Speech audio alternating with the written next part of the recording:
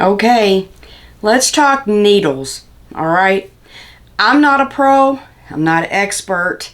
Don't get me wrong, but I know what I know, and that's all I know, and I'm going to share it with you because I've had questions about needles, and I have a problem with needles. So I'll show you that in a minute and what I'm going to do about it. But needles, the most common needles are Schmidt's. That's my favorite, are Schmidt's. I do use Oregon sometimes, but I'd rather have Schmidt's, okay? I do not like the fact that at Walmart, they got rid of their Schmidt's needles and they started carrying, I believe it's Hello Hobby. I am not fond of that. I've not used their needles a whole lot, but if it's not Schmidt's name brand, I don't want to use it, okay? That's just me. I don't even prefer the needles that come with your machine that comes in little packs like this.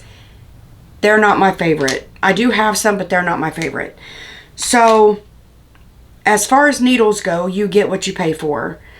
That's why I prefer Schmidt's, because they're a better quality needle. They've been around for a long time, and I know I can trust them. That's just me. So, you asked how, I have a paper down here telling me my info so I know what to tell you. You asked how long do you keep a needle in your machine? 6 to 8 hours of work time is what they recommend. Me, I don't follow that rule, but if you feel the need, please do so. I know when my needles are wearing out. If you have a burr on the end of your needle and it's snagging your fabric, you definitely need to change your needle, because that's not a needle that you want to use in your project. It'll mess it all up. So the more you sew, the more you will learn about your machine, your needles, your threads, and all that stuff, okay? So if you have too thin of a needle, because you have different needle sizes. If you have too thin of a needle, it will break. If you have too thick of a needle, then it will skip stitches.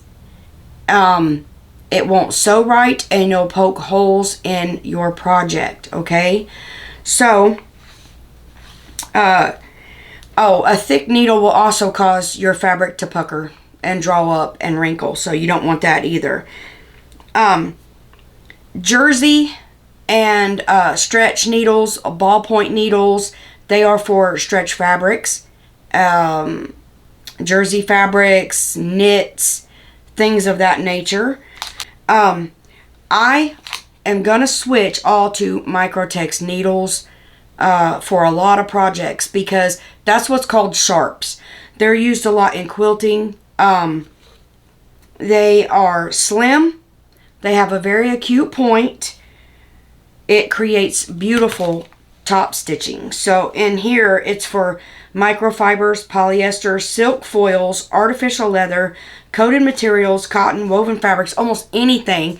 And I do use them in my embroidery machine sometimes. It just depends on what I got in there.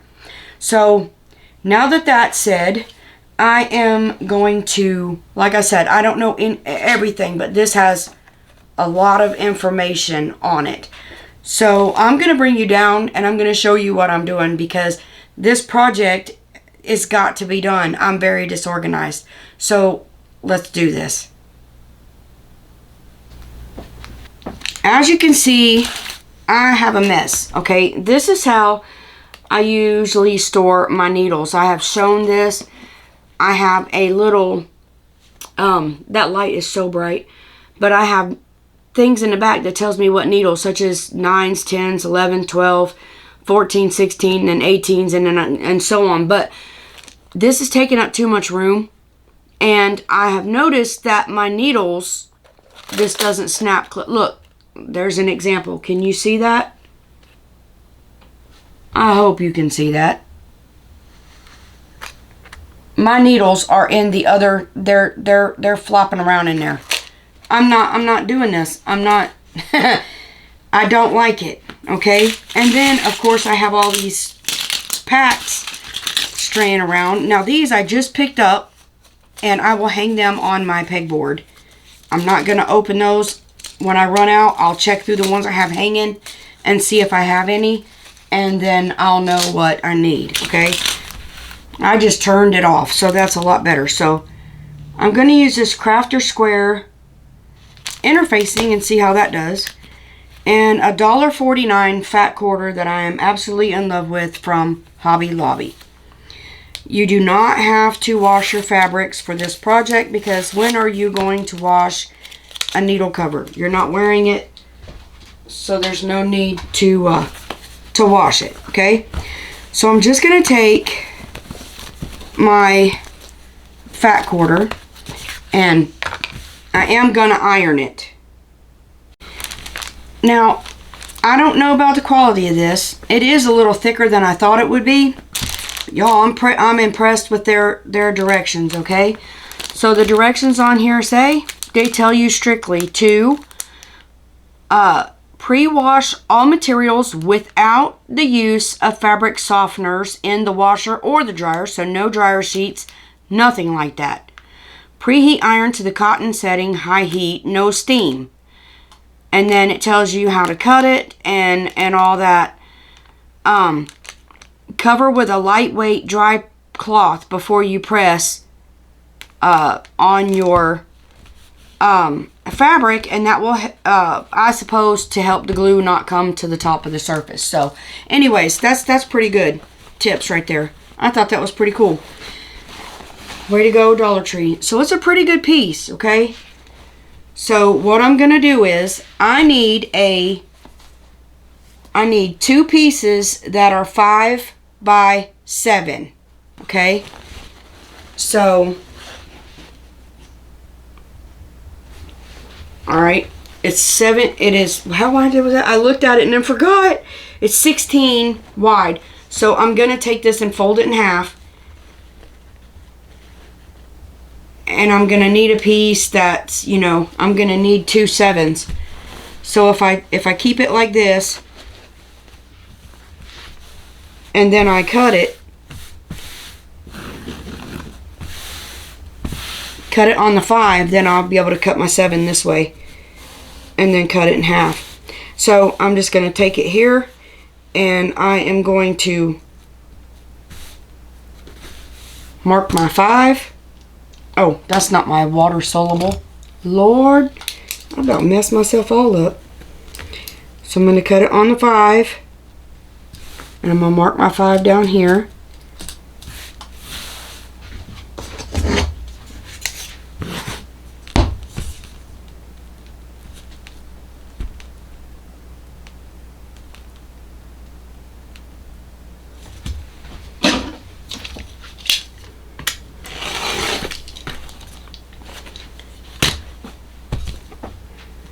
And then I will mark it.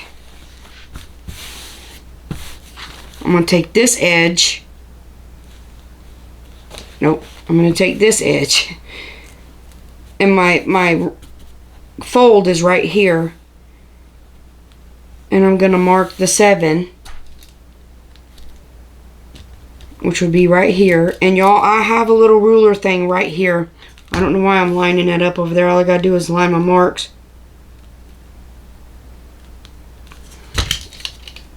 Oh, and then cut my 7. Y'all, I went off. I went off because I wasn't paying attention. Let me cut another one, okay? I'll use this for a scrap. Okay, so I have my 2 pieces. Y'all, I'm very picky and precise about stuff. I'm so sorry about that. If it don't come out right, then I don't use it. I'm such a... I don't know what I'm such a... My husband's home. My dog's gonna bark. But I'm just gonna iron these face down on my fabric so I can cut them out. So I went ahead and ironed them down and then cut around close to the interfacing, and it seemed to do rather well for the Dollar Tree stuff. I'm impressed. So I'm gonna put one on top of the other and sew around it. But before I sew around it, I'm going to take this end and I'm going to go a 1/2 inch up. I'm pretty sure that's a 1/2 inch. Yep, that's about a 1/2 inch. I'm going to go a 1/2 inch up, And I'm going to iron this before I sew it all the way around, and I'm going to leave this end open. Now I've sewn all the way around and I clip my corners, and I'm going to fold it the way it should be, and then I'm going to poke my corners out, and then I'm going to take this over here and I'm going to iron it flat. So now I have a piece of cardstock, and this is optional. You don't have to do this. But I'm going to take mine, and I want it a little stiffer than what that interfacing did. So I'm going to put this on here, and then I'm going to move it down some and over some to give my cardboard room, or my cardstock room, to go in here with my seams, hopefully. I can cut it down if I have to, so it's not a big deal. Let me just take this because it's erasable. So there's me an idea of how big it is. So I'm going to cut this out. Now my cardboard insert is 4 3/8 by 5 7/8. And to help you get these 8ths, go to Harbor Freight. That's where this one came from, or Walmart has one, and you can get one of these that have your little it's I don't know what it's called. My husband does. What are these tape measures called, honey? An easy to read tape measure? Oh, easy to read. Thank you. He's in the living room sitting on my couch. This is an easy to read tape measure, so if you get one of these, you'll be able to, use it to help you measure. Okay, so we're done with that. So I'm going to take this cardboard and I'm going to insert it. Now when you insert it, go underneath of your seams or over top of your seams. I'm going under, and I'm just going to put it under my seams. That way it slides in better. And I'm going to slide that insert in there, and then I have space to sew it, okay? Now, before I sew it, I have this piece of elastic, and I don't know, oh yeah, I do. Y'all, I get these from when we get new shoes, and I just take the elastics off and I save them. Because you know what? You never know when you need them, such as time as this right here. So I'm going to tie a knot in mine. No, I'm not. It'll make a bump. I'm going to go down. And I'm going to cut this off. And I'm going to take these. And I'm going to put them in here. In the middle. And I have a button that has a little ridge on it. It's not just a normal button. And I'm going to put that button in there. So I'm going to go over here and I'm going to sew all the way around this to sew my elastic in, and I'll go over and over and over, and then my elastic will be in there, and then I can put my button on. Got it all stitched around, and I did tie a knot in my elastic because it pulled through, so I had to take it apart. I admit I make mistakes, like I did earlier with that interfacing junk, but anyway, there's a knot right there, but it ain't no big deal, and now it won't come out. So what I'm going to do is I'm going to loop this over. I'm going to fold this over.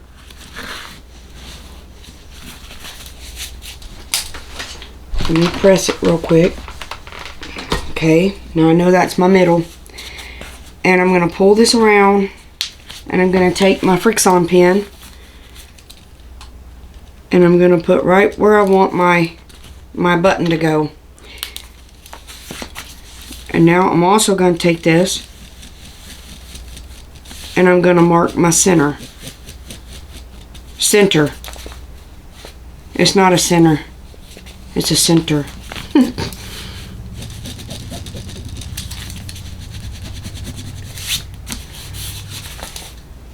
So there.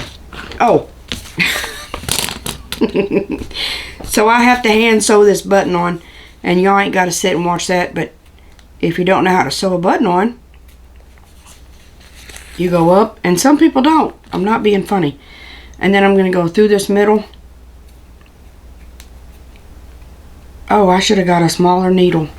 So I'm going to sew my button on. And make sure you get a needle that will go through your buttonhole. Okay? Just saying. So I'm going to go up through here.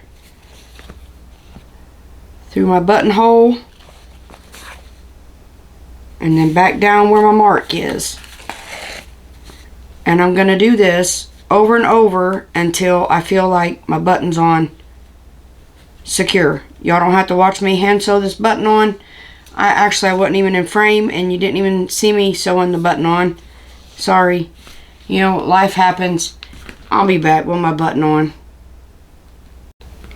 So I have my pieces here of my cotton batting. Okay, and I buy this at Hobby Lobby. It's $4.99. I mean $4.49. I'm upside down. So I have 1, 2, 3, 4. I have 4 pieces, and my pieces are 4 1/8 by 5 3/4. And the reason I done that is because it fits in here, and I have some room so when it folds, it's gonna smush out. Okay. So what I'm gonna do is I'm gonna line all these in here even, or as even as I can. It ain't gonna be perfect. We're not wearing it.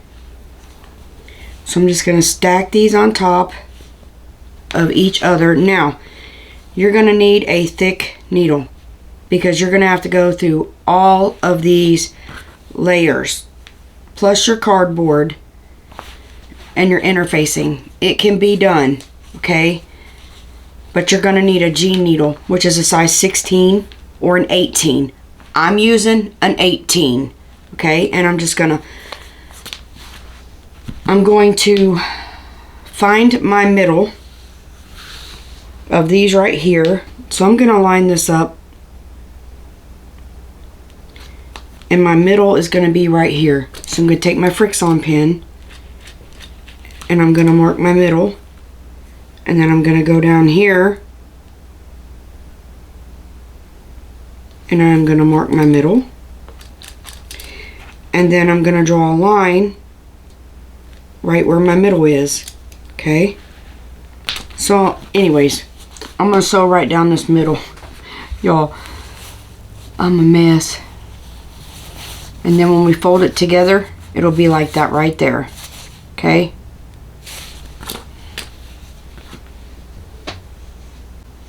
now I have made these tags. You could just write it on fabric, but I have a Cameo, so I did vinyl, okay? But you can just write it on fabric, and I'm not going to put it on here permanently because I might not have these needles forever. Like I said, I want to go over to Microtex. So I'm going to use my pinking shears so it doesn't fray, and I'm going to cut out Universal first, and I'm going to go right under the word and right beside it, but I'm going to leave a space at the top, just a little, okay? And I'll show you what I'm going to do. Well, of course I'm going to show you what I'm going to do. I'm going to take this and I'm going to turn it around, and I'm going to take a tiny safety pin. I have an abundance of these, and I'm going to safety pin this. Just make sure you get one of them. And by the way, this sewed through this with a G needle with ease. I didn't have a bit of problem. Now don't pull on this because it's stretchy. You can use felt, but I didn't have felt. I just pinned it right there. So now that I have Universal, okay, I'm going to put that to the side. I'm going to start cutting off my... Do I have a 9? Yes, I do. I have 9 needles.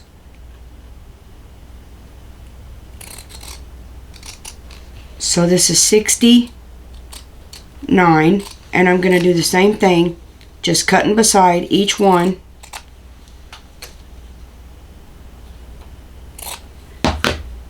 And I'm just going to take this one. And I'm going to take a pin.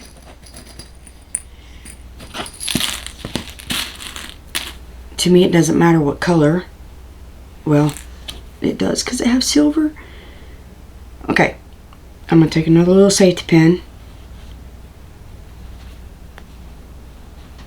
And I'm going to pin that right to the top here. Okay? So that's my 9.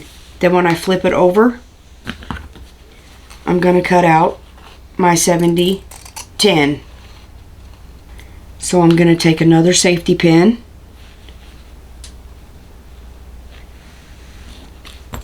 And I'm going to pin this to this side.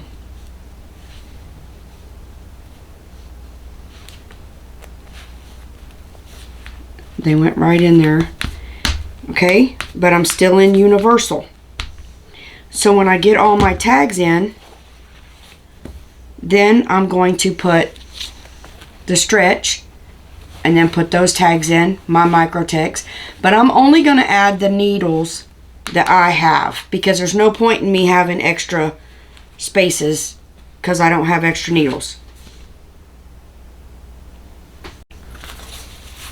Okay, so this is what I have. I have all these pinned in. Like I said, I pin mine because I'm going to take them out. I mean, I might switch it up. But if you want to, you could sew them in. You can glue them down. You could write it. You can't write it just on there. But anyway, they're all in there. And then I went to ballpoint. Well, I did my ballpoint and stretch because I don't use that many of those. So I just pinned them together. But they're on separate ones. My Microtex. And then back here is my twin needles, okay? So the reason I'm doing this, one, is because this, like I said, takes up too much room. But then when I try to get my needles out, it's so small. I can't, it's hard to get them out. It drives me crazy. So I'm going to take, these are my 9s, 69s. I can't even see the numbers when I take them out. That's why I got to sort them out. And I'm going to take my sheet here, and I'm going to poke them in and poke them through. Alright, so this will be all of my size 9 needles will be poked in this one. And then on the back of this, I see where my needles are. I can continue on with my 10s.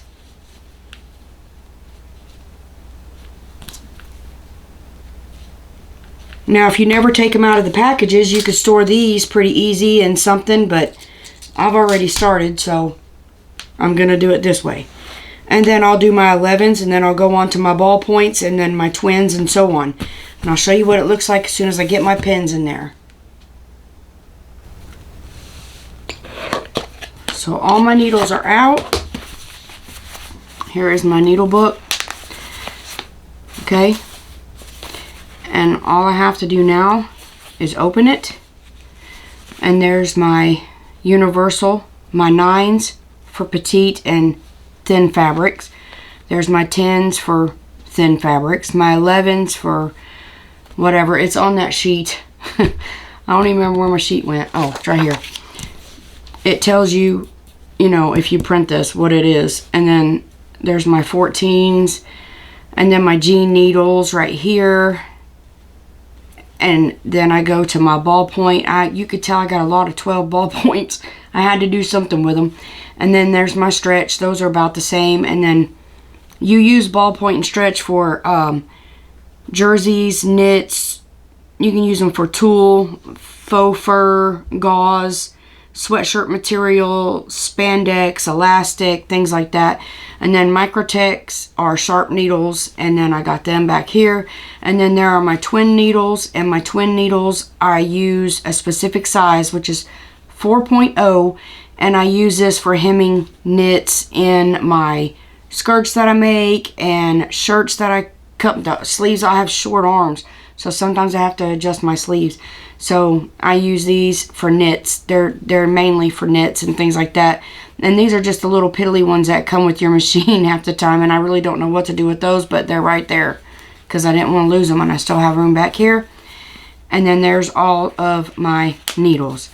And like I said, if you choose to keep your needles in, that's my wing needle. I'll just put it in a drawer. It's only one. But if you choose to keep your needles in these, Maybe you could put them in a drawer, or you know, file them in a little box or something like that. But this takes a lot less room than a bunch of these. So that's what I did. So my measurements, I will try to write them down and put them in my description box. And then this right here will be a printable on my Facebook page. And right here, this is from the Schmidt's website. You can go to the Schmidt's Needles website and you can print this off yourself to put in a frame, which is what I'm going to do with these. I'm going to put these in a frame and hang them by my sewing machine so that I'll know what my needles are for. And this will be in there as well. So I hope you liked this video. If you did, please leave me a thumbs up. Consider subscribing to my channel if you haven't already.